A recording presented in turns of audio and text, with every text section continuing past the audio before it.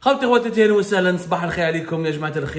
vous allez bien, j'espère que vous vous portez bien, j'espère que tout se passe bien pour vous. Nous sommes le 27 novembre 2023, il pleut beaucoup ici, il fait gris et nous affrontons une routine hivernale très difficile. J'espère que tout se passe bien chez vous et que vous entamez bien votre semaine et que depuis hier dimanche, c'était la reprise de la semaine, que vous avez un moral d'acier et pour affronter les difficultés qui s'annoncent cette semaine, malheureusement dans notre pays, notamment sur le plan socio-économique, la situation demeure compliquée avec l'inflation, la cherté de la vie, les problèmes du chômage et une totale invisibilité, alors que le pays devrait organiser d'ici décembre 2024 une importante élection présidentielle. Et on va une petite comparaison entre le café vietnamien et le pétrole algérien. En clair, j'ai utilisé la métaphore du café pour le Vietnam et la métaphore du pétrole pour l'Algérie pour comparer ces deux pays qui se ressemblent. Pourquoi? À l'époque, le Vietnam, comme l'Algérie, a longtemps été un pays socialiste et même communiste. Et jusqu'à aujourd'hui encore, le Vietnam est un pays, sur le plan politique, communiste. C'est une petite Chine, ce Vietnam. C'est pratiquement presque 100 millions d'habitants. Il y a un parti unique, qui est le Parti communiste vietnamien. Il y a d'autres partis qui siègent officiellement au Parlement vietnamien qu'on appelle l'Assemblée nationale. Mais les partis, ils sont totalement affiliés. Il n'y a pas de liberté d'expression, il n'y a pas de démocratie au Vietnam. Et il n'y a pas on va dire, de démocratie à l'occidentale comme nous le voyons ici en Occident, dans certains pays démocratiques qui ont imité un peu l'Occident, qui se sont inspirés de la démocratie occidentale pour faire fonctionner leurs États. Par contre, le Vietnam, sur le plan, c'est une dictature comme l'Algérie. Peut-être une dictature plus douce, parce qu'il y a eu moins de contestations sociales, moins de contestations politiques, peut-être qu'il y a moins de répression brutale qu'en Algérie, parce qu'au Vietnam, il y a une unité nationale plus importante au sein du régime, autour du régime vietnamien qu'autour du régime algérien, pour une raison qui s'explique. C'est qu'au Vietnam, c'est un véritable modèle de développement. Un véritable. La croissance économique au Vietnam, elle a été de 7 à 8% durant ces 10-15 dernières années. Entre 7 à 8%. Le gouvernement vietnamien, depuis la fin des années 90, début des années 90, il a établi un programme, une ambition, réformer structurellement l'économie avec un objectif d'aller vers un taux de croissance de 6% et demi. En Algérie, c'est très rare qu'on a dépassé 5. Les rares fois où on a dépassé 5%, c'était 2003 avec 7,2% de taux de croissance économique. Ou là, en 1998, 5,1%. Pour le reste, 5,9% en 2005. Et depuis 2005, on n'a jamais dépassé depuis 2005. Ça fait presque 20 ans. On est en 2023. Calculé. 18 ans. 18 pratiquement. 2005, 10 ans 2015, Zidelaha 5 ans 2020, 18 ans. Depuis 18 ans, l'Algérie n'a jamais dépassé un taux de croissance de 3%. قعدنا حاصلين بين 3 ou 2%. Le Vietnam, les جماعة, بين 7% en moyenne, jusqu'à même 8%. Et l'objectif du gouvernement, du régime vietnamien, c'était de faire toujours 6% et demi. Mais le Covid, fait 2020 et 2021, il y avait la pandémie de la Covid-19 qui a ébranlé l'économie mondiale, mais le Vietnam a réussi des résultats exceptionnels, tout en restant une dictature, tout en refusant d'épouser les modes de gouvernance de la démocratie occidentale, tout en restant lui-même, sans s'occidentaliser. Il a pu avoir un développement économique important. La pauvreté au Vietnam, elle était de 70% de la population en 1999. Elle est de moins de 30% depuis 2004. Des résultats exceptionnels. En plus, le pays qui était dépendant de son agriculture, l'agriculture au Vietnam, c'était 39% de toutes les richesses nationales créées par le Vietnam, le fameux PIB, produit intérieur brut. Aujourd'hui, depuis 2003, c'est 21%. Et l'industrie, elle est montée, elle était uniquement de 23, où elle est à plus de 43% du PIB vietnamien. Le Vietnam a développé les industries du textile. De grandes marques internationales, les Nike, les Reebok, les Adidas ont des usines au Vietnam. Il a aussi accueilli pas mal d'investissements chinois dans le développement d'une industrie. Bzef les entreprises occidentales et étrangères et même chinoises sont parties investir en Vietnam pour l'industrie électroménager, l'industrie mécanique, pas uniquement dans l'industrie du textile. Le Vietnam, d'abord textile, ensuite il a fait une politique fiscale, une politique économique pour attirer les investisseurs étrangers, notamment depuis la Chine et depuis l'Occident. Les entreprises occidentales qui s'intéressaient au marché asiatique important, il les a accueillis, il a développé de véritables filiales industrielles.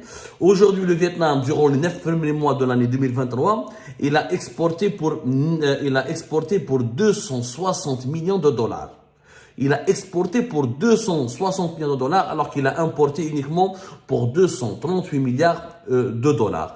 Et il n'a pas abandonné l'agriculture puisqu'il est devenu l'un des plus importants exportateurs, l'un des plus importants au monde exportateurs de café et de riz. Et pourquoi je parle du café? Parce que l'Algérie est l'un des plus grands consommateurs du café vietnamien. Nous sommes l'un des plus grands consommateurs. Les derniers chiffres qui ont été révélés par les autorités vietnamiennes, et l'Algérie a importé pour plus de 116 millions de dollars de café vietnamien. C'est une quantité de 52 174 tonnes, plus de 52 000 tonnes. Et les Vietnamiens visent un chiffre de plus tard.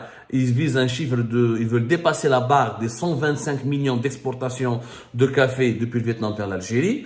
Il y a une augmentation de 47% des importations algériennes du café vietnamien. Les Vietnamiens sont très très contents. L'Algérie fait partie des 10 principaux importateurs du café du Vietnam. Les échanges économiques entre le Vietnam et l'Algérie sont essentiellement dominés par les produits agricoles. Il faut savoir que nous avons des échanges économiques entre les deux pays. Les opérations d'importation, d'exportation entre les deux pays ont atteint 75 millions de dollars. Ils sont en hausse, la situation, les échanges économiques entre les deux pays augmentent beaucoup. Le Vietnam exporte du café, du noix de cajou, du noix de cacao, des fruits de mer, du fer et de l'acier, des produits chimiques.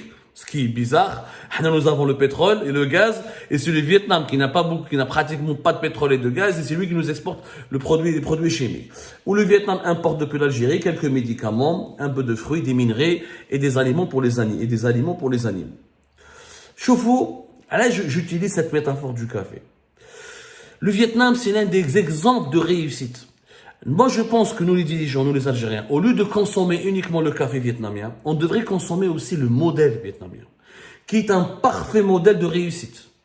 Vous voulez pas de la démocratie, les dirigeants algériens, vous voulez pas de la démocratie, mais allez. Non seulement vous nous donnez pas la démocratie, mais vous cultivez en plus la misère. Vous produisez, vous générez de la misère.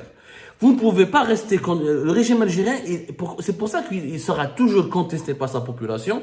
Il y aura toujours des crises politiques et de l'instabilité. Parce que c'est un régime qui n'arrive pas à donner à son peuple. Il lui enlève les libertés politiques et fondamentales, mais il ne lui donne pas la prospérité. Le Khan, il nous donne la prospérité. On est la démocratie, mais allez, il nous a rien donné, ni prospérité, ni bonheur, ni emploi, ni etc.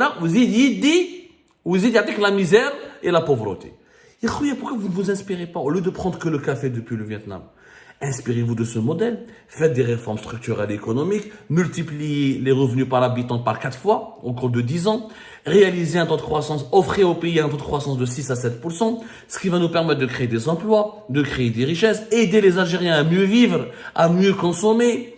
Et aujourd'hui, il y a une véritable classe moyenne au Vietnam. Alors, je vois les villes moyennes, les villes au Vietnam, la classe moyenne, les beaux buildings, les villas, les belles. Le Vietnam se développe. Il est même appelé à devenir l'un des pays les plus riches de la zone terre. Il va dépasser la Malaisie. On pense que le Vietnam, dans les 10-20 prochaines années, pourrait dépasser la Malaisie et Singapour. Tellement ils ont un dynamisme économique important. ما تقدرش انت تنحي la démocratie, تنحي la liberté, ترميني في la dictature, تضربني بلي condamnation à mort, ما تخلينيش نهدر, ما تخلينيش نعيش. En plus, tu me laisses pas ni entreprendre, ni gagner de l'argent, ni créer des entreprises, ni créer de la valeur ajoutée, ni développer mon pays. Ce n'est pas possible. C'est pas possible. Inspirez-vous du modèle vietnamien, NS. Inspirez-vous. Pas de pays socialiste comme nous.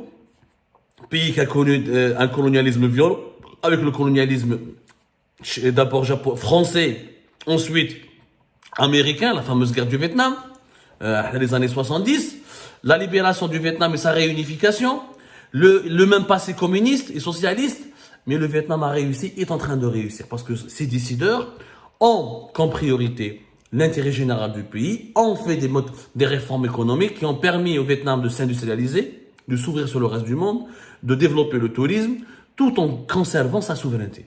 L'ouverture vers le monde, le développement économique, le développement du tourisme, le développement des banques vietnamiennes aujourd'hui, le Vietnam devient une véritable place financière.